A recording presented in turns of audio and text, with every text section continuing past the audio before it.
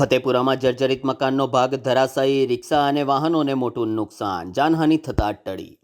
વડોદરા શહેરના Fatepura Yakutpura main road પર આવેલ આજે એક જર્જરિત ઇમારતનો મોટો ભાગ અચાનક ધરાશાયી થતાં અફરાતફરીનો માહોલ સર્જાયો હતો. આ ઘટનામાં એક રિક્ષા સહિતના વાહનોને નુકસાન પહોંચ્યું છે. સદનસીબે કોઈ જાનહાનિ થઈ નહોતી. મળતી માહિતી અનુસાર ફતેપુરા યાકુતપુરા મેઇન રોડ ઉપર આવેલ એક જૂનું અને જર્જરિત ઇમારતનો મોટો ભાગ અચાનક ધરાશાયી થતાં સ્થાનિકોમાં ભયનો માહોલ ફેલાયો હતો. મકાનનો કાટમાળ સીધો રોડ પર પડતા નજીકમાં જ પાર કરેલા રિક્ષા સહિતના ટુ વ્હીલર વાહનોને નુકસાન પહોંચ્યું છે. આ અકસ્માત બાદ ઘટના સ્થળે અફરાતફરી મચી ગઈ હતી અને મોટી સંખ્યામાં લોકો એકત્ર થઈ ગયા હતા. બનાવની જાણ થતાં જ ફાયર બ્રિગેડ, પોલીસ અને અન્ય સંબંધિત વિભાગના અધિકારીઓ તાત્કાલિક સ્થળ પર દોડી આવ્યા હતા. ફાયર વિભાગે સ્થળનું નિરીક્ષણ કરી જરૂરી સુરક્ષા કાર્યવાહી હાથ ધરી છે. મકાનનો કાટમાળ મુખ્ય માર્ગ પર ફેલાઈ જતા ફતેપુરા યાકુતપુરા રોડ ઉપર ટ્રાફિક જામ પણ સર્જાયો હતો.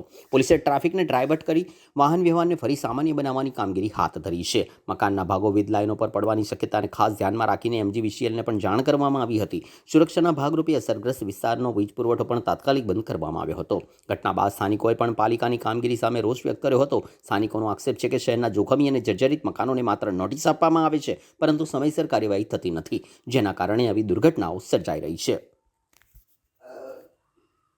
યાકુતપુરા પાસે મકાન પડી ગયો કોલ મળતા અમારા દાંડિયાભાઈ ફાયર ઘટના સ્થળ પર આવીને મકાન અમારી સામે જ પડ્યું છે અને કોઈ જાનહાની નથી થઈ. ખાલી જે 3 વ્હીકલ દબાયા તેને અમે બહાર નીકાળી દીધા. ગાડી દબાઈ હતી.